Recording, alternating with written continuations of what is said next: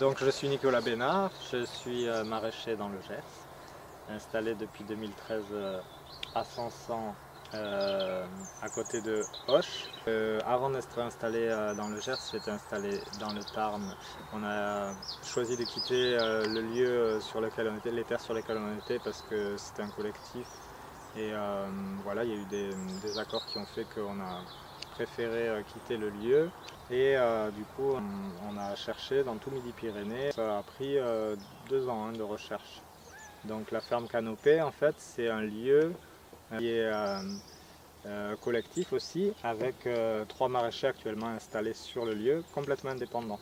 En tant qu'agriculteur, on est fermier de cette société, avec un fermage environnemental. On avait un petit peu l'idéal de vouloir venir habiter à la campagne, vouloir vivre de notre travail, vouloir être un maximum autonome au niveau de notre alimentation, et avec une conscience écologique qui est sur le fermage. On a 3 hectares qui sont dédiés au maraîchage, ou qui sont irrigables, et 5 hectares qui sont des terres plus sur les coteaux, qui sont non irrigables, qui nous permettent de nourrir nos animaux et de faire des pâturages pour les animaux et de faire notre foin.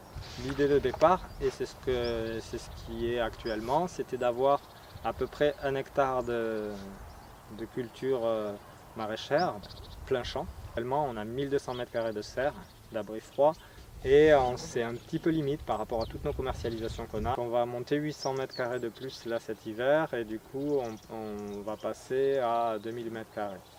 Environ 3500-4000 m² de verger. On a aussi une production de plants. On est parti sur un système agroforestier avec une haie tous les 20 mètres et le jardin potager entre ces haies. Donc cette haie est composée d'arbres plutôt grands, d'arbres fruitiers qui vont être entre 4 et 5 mètres, 6 mètres de haut.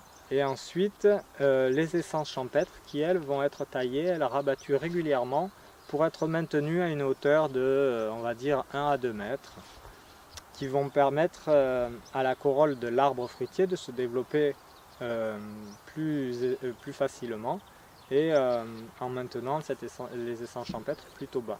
Les essences champêtres choisies en fonction de leur capacité à accueillir les auxiliaires et de leur capacité à créer de la biodiversité dans la haie. Donc voilà, on a déjà 2 étages, un étage arbre fruitier plutôt haut, un étage arbre champêtre qui est plutôt intermédiaire, et donc l'idée aussi c'était d'intégrer un étage de plantes vivaces plus bas, en bordure des arbres, en bordure des haies fruitières, avec des plantes vivaces qui peuvent être soit des potagères comme l'artichaut, soit des petits fruits, cassis, groseilles, framboises, soit des plantes aromatiques qui vont aussi permettre par leurs arômes de réguler les ravageurs et tout ça.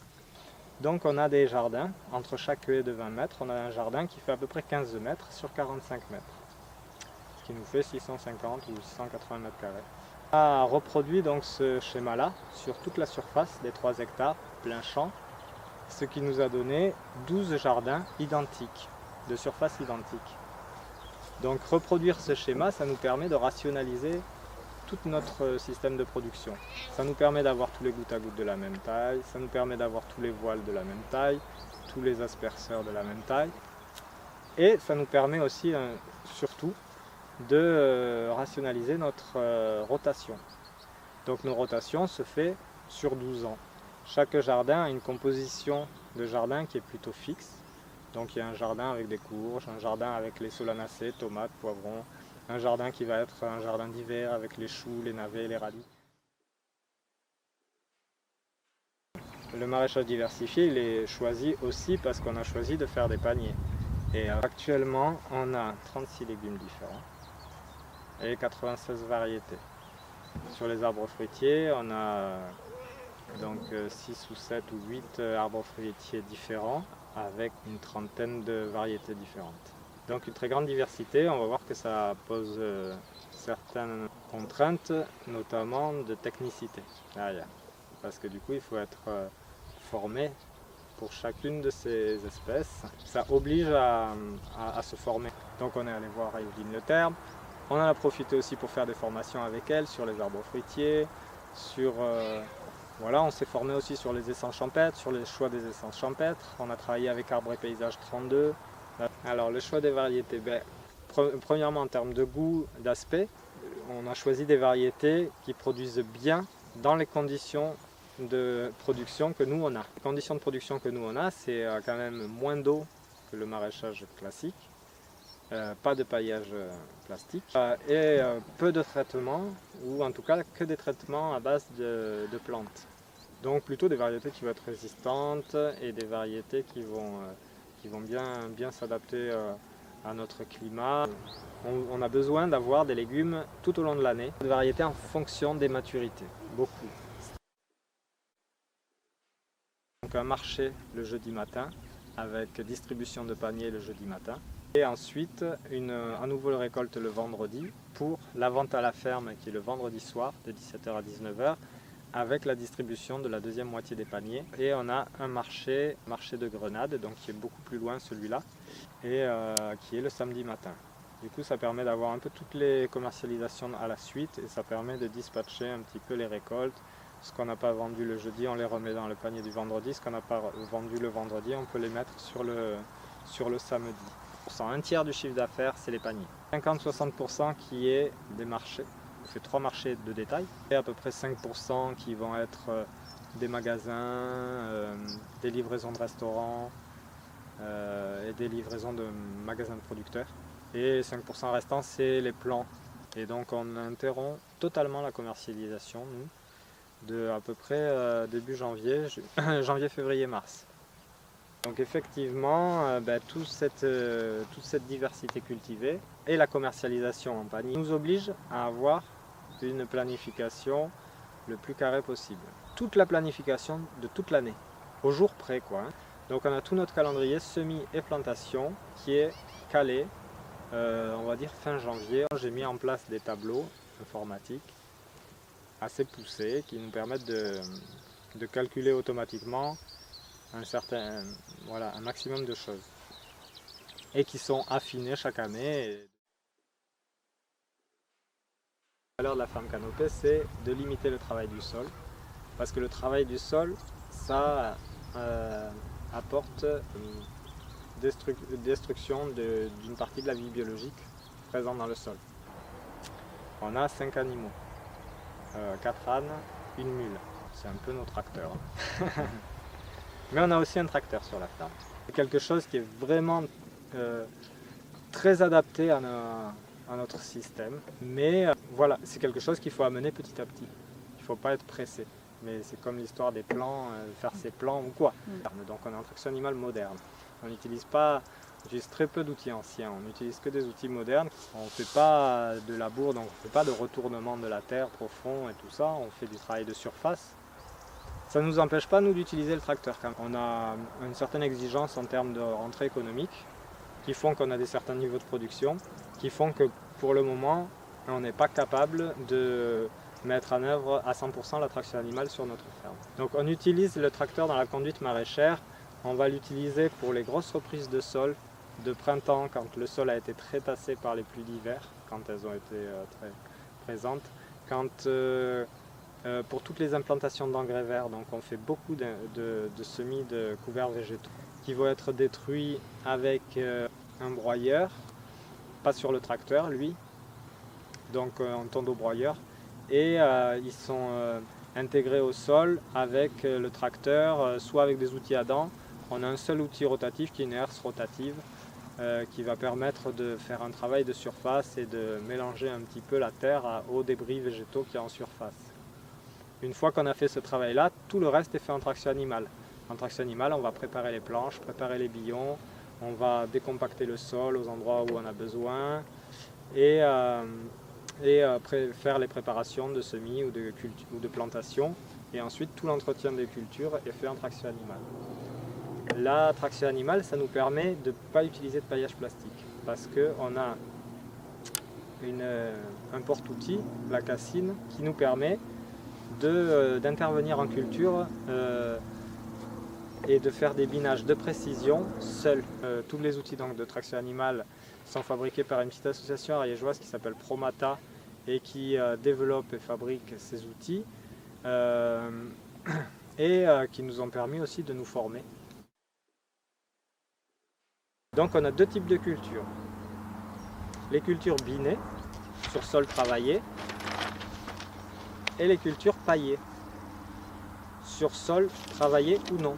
Les cultures paillées, la plupart des cultures paillées, elles ont eu un précédent de couverts végétaux. Donc souvent c'est un métail, mélange de céréales, légumineuses. Cet engrais vert il est implanté, il est semé à la volée après un travail de surface, après un travail du sol de surface au tracteur. Un couvert végétal donc, qui souvent est dans les 1 mètre, 1,50 m de haut, qu'on va broyer, ça va faire un gros mulch.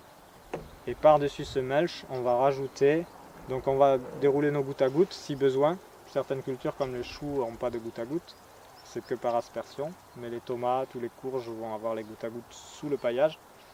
On déroule les gouttes à gouttes qu'on met au bon hauteur et on va y mettre une bonne 25-30 cm de foin par-dessus. Donc là on déroule des grosses boules de foin et on répartit le foin à la main. C'est un très gros travail qui demande beaucoup de temps, mais qui va permettre de ne plus intervenir sur le désherbage du tout pendant la culture. Ça va permettre de économiser de l'eau et de nourrir le sol pour les cultures suivantes. Ensuite, on va juste écarter le foin, gratouiller un peu le sol avec une petite pelle et mettre nos plants et planter comme ça. Le foin il va être plus équilibré en termes d'azote et de carbone. Et du coup, il va être capable de libérer assez rapidement des éléments nutritifs pour la culture en cours. Donc les cultures binées, c'est toutes les cultures où le sol va rester à nu, entre guillemets, pendant la culture. Donc on va créer ces petites buttes à traction animale avec la billonneuse à disque. On va créer des buttes de différentes largeurs en fonction des cultures qu'il va y avoir dessus et de l'ampleur qu'elles vont prendre. Et on va intervenir donc avec un combiné de binage qui va nous permettre de biner à la fois sur le rang avec les doigts bineurs, sur le bord de la butte avec des rasettes de sarclage, dans le sillon et reformer avec les disques, reformer la butte derrière pour que en un passage, on ait toute la butte qui soit binée. Une seule intervention. 10 à 20-25 jours après la plantation, ce premier binage. Ça permet d'ôter toutes les petites herbes et toutes les plantules qui sont en train de pousser. Ça permet de décrouter s'il y a eu une croûte de battance qui s'est formée avec les pluies. Et ça permet du coup de réoxygéner le sol et de booster un petit peu la culture et de la faire bien démarrer. Et ça permet aussi de composter, d'accélérer le compostage de toutes les matières organiques qui sont en surface. Donc contre les ravageurs, nos interventions c'est plutôt des interventions classiques. C'est-à-dire que soit on les protège avec des filets, soit on intervient en amont sur de la prévention. On fait énormément de prévention avec des purins de plantes, préparation à base de plantes, tisanes. Des préparations antifongiques entre guillemets qui vont être de la tisane de prêle avec un petit peu de bouillie bordelaise éventuellement pour certaines cultures et des préparations comme des purins de ortie ou consoude qui vont être des éliciteurs qui vont permettre de booster un peu la culture quand elle a besoin d'être soutenue. On a un atomiseur donc à moteur, un atomiseur à dos qui permet de faire des interventions assez rapides. Donc on a commencé à 2 avec ma compagne, avec moi en entreprise individuelle. Et depuis cette année, donc, on est associé avec Déborah et on a changé de statut, on est passé en GAEC. On est les 3 associés et on a aussi une salariée qui est à 20-25 heures semaine du mois de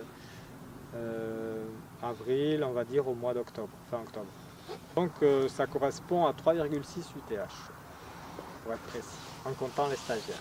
Il y a des semaines dans l'année où je suis à 70 heures par semaine et où je travaille 3-4 week-ends d'affilée et que je ne lève pas le nez du guidon parce qu'il y a des obligations. On prend 15 jours de vacances en plein été, chacun, et on prend une semaine dans l'hiver aussi, une semaine, 10 jours dans l'hiver. En plus, on a fait un choix, c'est de salariés, et ça a été un très bon choix, on l'a fait au bon moment. Enfin bon, on a l'activité qui le permet. Hein. Grosso modo, on a commencé avec 2500-3000 euros d'apport. Et on a trouvé un banquier gentil qui a cru en nous et qui nous a prêté 15 000 euros. Ça, c'était dans le temps. Ce qui nous a permis de faire les premiers investissements et de toucher la subvention à l'installation progressive qui était de 10 000 euros. Ça nous a permis de commencer à produire un petit peu, de faire rentrer de la trésorerie et puis avec cette trésorerie de pouvoir réinvestir. La phase d'installation progressive, on a dépensé grosso modo 20-25 000 euros d'investissement. En arrivant ici dans le Gers, j'ai fait une installation JA avec une demande de DJA et j'ai fait un emprunt supplémentaire pour de la trésorerie, du fonds de roulement. Donc j'ai fait 15 000 euros d'emprunt supplémentaire. Et on a réinvesti donc, dans des nouveaux outils de traction animale, on a réinvesti surtout le bitunnel, donc 2 serres supplémentaires de même surface. Voilà, on a investi surtout dans l'irrigation, donc on a fait tout le système d'irrigation enterré. Là maintenant ça fait 3-4 ans qu'on se rémunère de manière progressive. Au début on prenait qu'un salaire pour deux, qu'un salaire. On prenait style 600 euros par mois pour deux, pour moi et Hélène. On se paye pour le moment 600 euros chacun. Mais en fin d'année, on avait une trésorerie, on dégageait des bénéfices qu'on mettait sur un compte épargne. Et donc si on intègre tout, ce qu'on a pu épargner et tout ça, je crois que ça faisait 1200, 1400 euros de... En fait, on a toujours prélevé que ce qu'on avait besoin. Et laissé tout le reste pour l'entreprise. Après, j'étais en entreprise individuelle.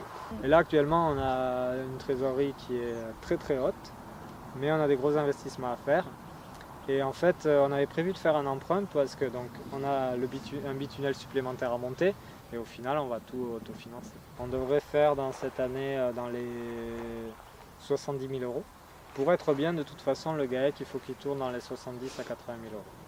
Pour être à l'aise. En fait, on aimerait essayer de stabiliser un niveau de production qui soit soutenable par rapport au travail fourni et par rapport au chiffre d'affaires, aux besoins, tout ça. C'est vrai que ça va avec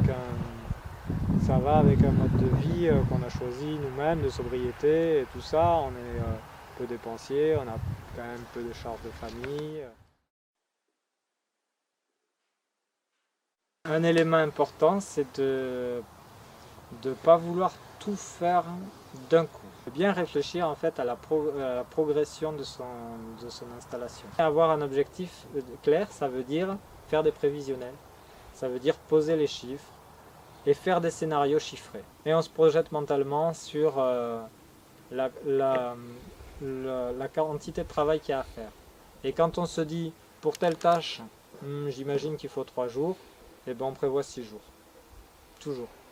C'est-à-dire ça a été, nous depuis le début on a fait ça. On se dit, avec ça, je peux me faire 3000 euros. Et bien je prévois que je me fais 1500 euros. Toujours, toujours, toujours. On divise par 2 tout. On multiplie le temps de travail par 2, on divise par 2 le revenu. Nous on a eu la chance de rentrer dans le parcours d'installation progressive, de l'installation progressive déjà. L'installation progressive au départ, on s'est dit, bon, on a un objectif, qui est l'attraction animale, réduire le travail du sol, utiliser des paillages végétaux, être autonome au niveau de nos intrants. Mais au début, on a acheté nos semences, on a acheté nos plants, on a utilisé un tracteur et on s'est dit d'abord il faut toucher la terre, apprendre à connaître notre terre et puis apprendre à cultiver, voir comment les légumes réagissent, apprendre à apprivoiser toute la diversité qu'on va cultiver, donc apprivoiser chaque légume. et tester des itinéraires culturels. Et donc effectivement, il y a toute une progressivité. Donc on acquiert des compétences en faisant et par expérience. Et c'est pas en une année qu'on acquiert l'expérience. L'expérience, effectivement, c'est en plusieurs années. Mais il ne faut pas hésiter à faire évoluer. Et puis, il y a des choses qui sont très importantes, c'est les échanges avec les autres agriculteurs. Alors, avec les autres agriculteurs bio ou pas bio, avec les voisins, avec ceux qui cultivent autour de nous déjà, mais aussi avec les autres maraîchers, par le biais de réseaux. Donc là, nous, dans le Gers, on a la chance d'avoir un GAB qui est maintenant le Bio du Gers, donc un groupement d'agriculture biologique. On a un ADR aussi, on a une chambre d'agriculture qui est active, avec plein de formations. Enfin voilà. Deuxième chose qu'il faut aussi, c'est pas lésiner sur la formation. Tant qu'on a du temps, il faut se former déjà. Tant qu'on n'est pas installé, il ne faut pas hésiter à se former, à aller voir des gens. En fait, l'argent qu'on met dans la formation et le temps qu'on met dans la formation, c'est un investissement qui est bien plus précieux que n'importe quel matériel ou n'importe quelle chose concrète qu'on va acheter.